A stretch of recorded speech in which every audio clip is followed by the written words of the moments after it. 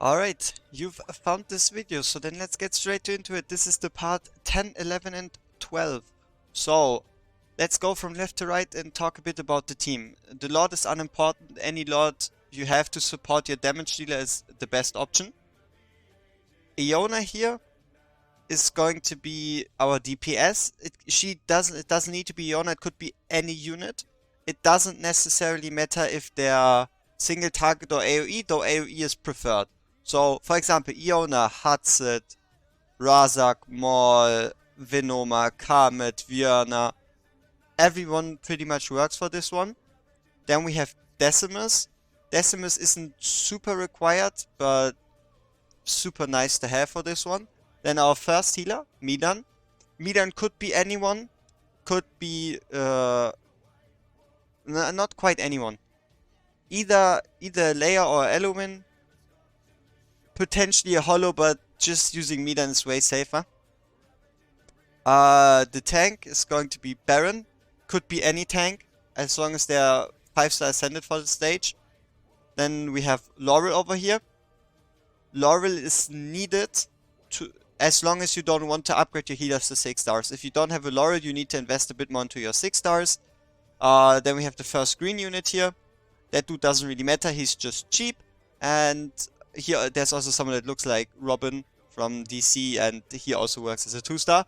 Then Vortex. Vortex is key. Vortex is very important for this fight. Then Oleg. Oleg obviously from level 40 Void Rift, but could also be any tank. And then the last one is Hayden's. And Hayden's is actually required for this fight, or pretty much makes it possible. So do make sure to just buy him from the dwarf when you see him. And also lock him. He's really nice for gear rate too. Alright, let's get straight into it. So yeah, stage 12. It's the same for 10, 11 and 12. Just with like slightly higher gear requirements, right? So we are going to start out with Medan. Reason for starting out with Medan is because we want her ultimate to be ready for when the golem actually appears. Yeah, and then we're going to bring in Vortex, and Vortex is going to give overshield. You see this big shield over here? Obviously it's going to be smaller for you, depending on your Vortex stats, but this overshield is going to be more than enough to keep this green unit alive. And then as soon as he gives you the cost from his ultimate, you can remove him and let those crash into your tank. They're not going to kill your tank, and they're just going to disappear. And the last one is then going to be your DPS.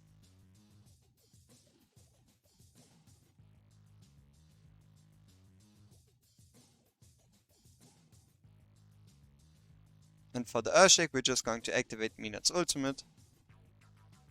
If you need to, you can activate Vortexes, though yours might not be ready.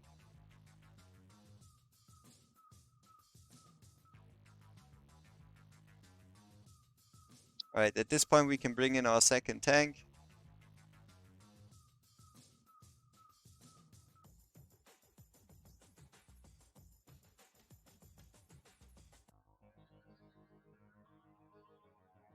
So we are going to place down our defenders, basically just to keep those golems from crashing into your tanks.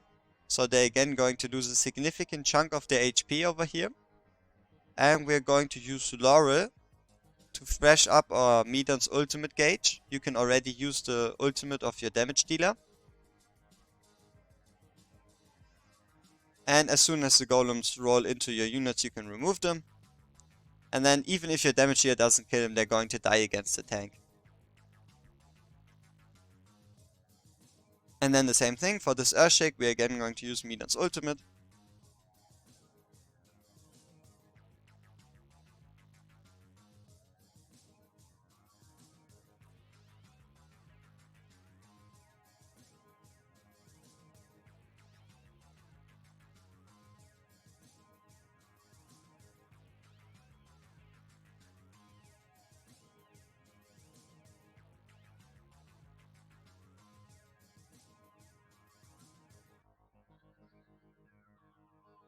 Alright, pretty much the same thing. Again, wait for those golems to crash into your units.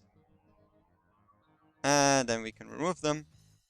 Laurel is again ready to help our Medan over here. And we can use Iona's ultimate to deal with those golems, activate Medan's ultimate and support it with Vortex's ultimate.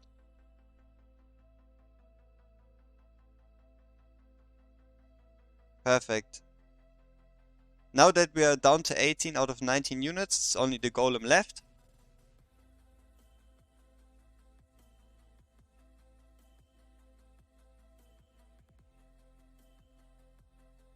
And this is pretty much just a test for your healers, if they're able to heal you through this one. Amidst those smashes, you can then bring in Laurel once she's on cooldown, either over here to increase the DPS, or down here to get Medan's ultimate off one more time. And this is pretty much stage cleared. I'm just not going to let it run through so I don't lose stamina. Alright, that is 10, 11 and 12 done.